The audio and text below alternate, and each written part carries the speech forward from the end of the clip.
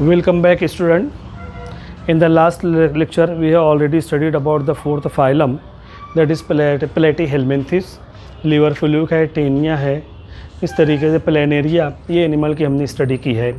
Now in this lecture we will start about the next phylum that is called as Aschelminthes. पढ़ने का भी pronunciation ध्यान रखना है बच्चों.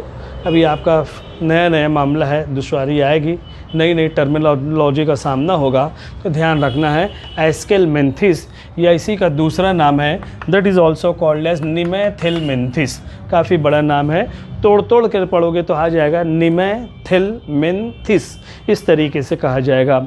ये दोनों टर्मिनोलॉजी का जो मतलब होता है वो नीचे लिखा हुआ है. Sac like worm. सैक का मतलब होता है थैलीनुमा. ये जो वर्म होते हैं, जो कीड़े होते हैं, जो इंसेक्ट होते हैं, बॉडी के अंदर, इंसानी जिस्म के अंदर सैक लाइक थैलीनुमा झिल्ली होती है और उसके अंदर यहाँ पर इनका जो है प्रोडक्शन होता है. तो सैक लाइक वर्म यहाँ पर जब मौजूद होते हैं, या इनको जो है कुछ एग्जाम्पल, यहाँ पर ज़्यादातर एग्जाम्पल जो होते हैं, थ्रेड लाइक स्ट्रक्चर होता है.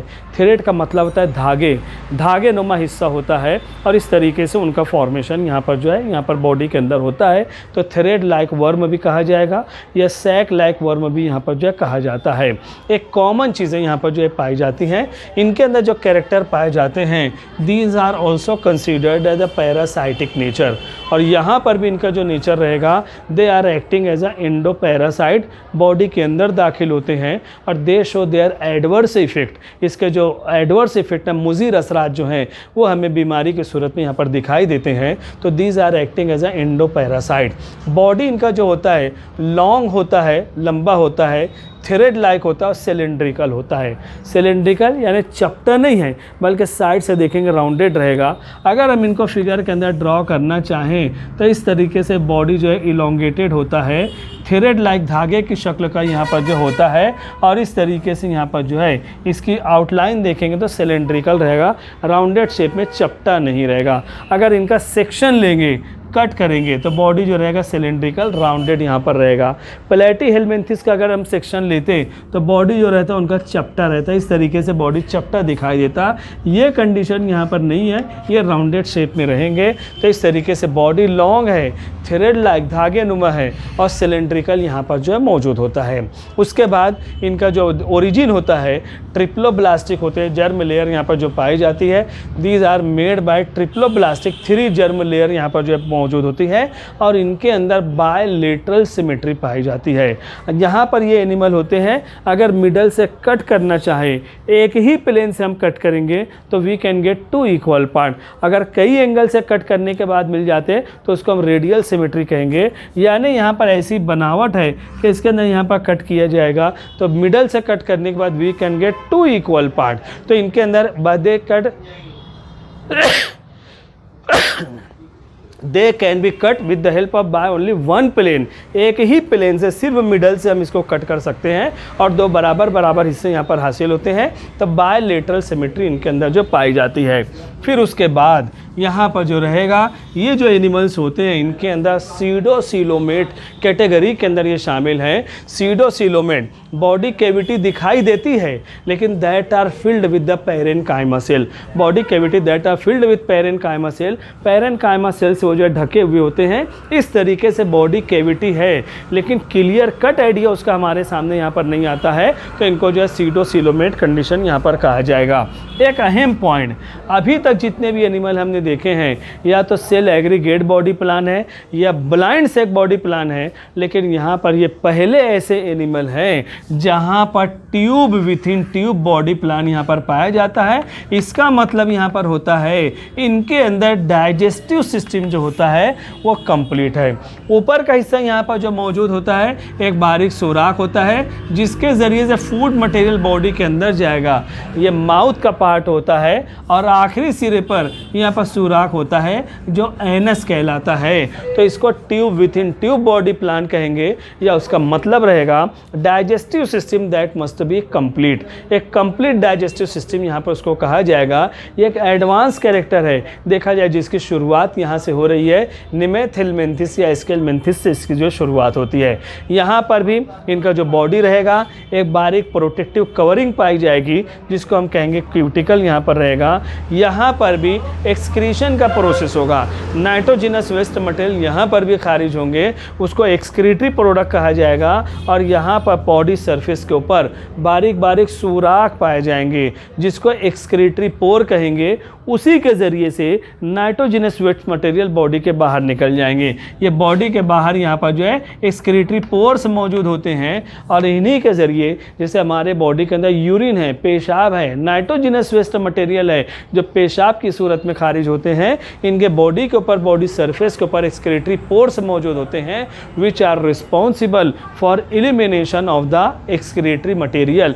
नाइट्रोजिनस वेस्ट मटेरियल यहाँ से जो है खारिज हो जाते हैं। उसके बाद यहाँ पर लिखा हुआ NS नर्वस सिस्टम, यानी दिमाग का जो निज़ाम यहाँ पर मौजूद है, यानी नर्वस सिस्टम कंट्रोल और कोऑर्डिनेशन के लिए। जैसे हमारे बॉडी के अंदर ब्रेन है तो यहाँ पर नर्वस सिस्टम जो होता है that is present in the form of nerve ring, और नर्व यहाँ पर मौजूद होते हैं। हमारे बॉडी के अंदर देखा जाएगा ये ब्रेन है, फिर उसके बाद ये स्पाइनल कॉर्ड है और यहाँ से नर्व निकलते हैं। एक वेल डेवलप्ड सिस्टम हमारे बॉडी के अंदर मौजूद है।